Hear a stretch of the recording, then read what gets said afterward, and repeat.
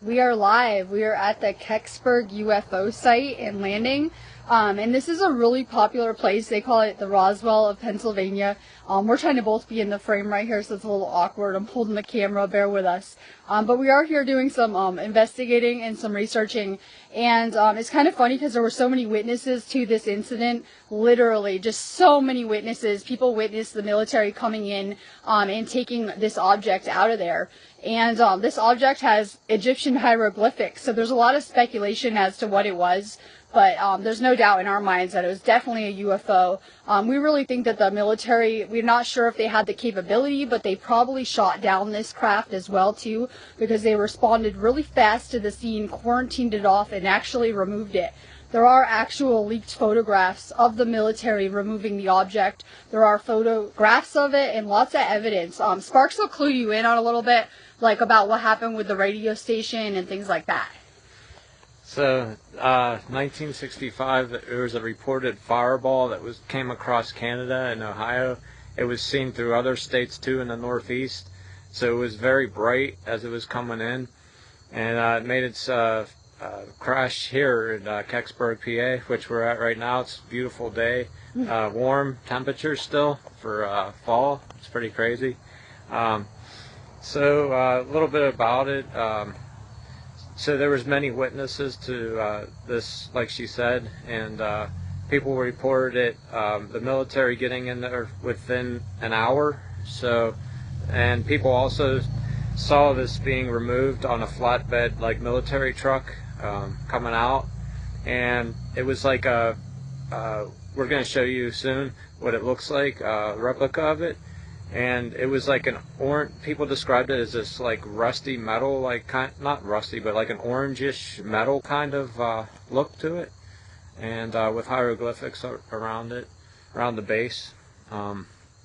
Also, a couple of the guys that reported on it through radio station, this guy actually got approached by some government officials and had him change his story around, so there was a lot of twists and turns with everything. This guy later died. He was hit by a car, but it's really sketchy how he died as well, the radio station guy. They had a ton of phone calls, people all over the place, and this guy who worked for the radio station responded really fast to the scene.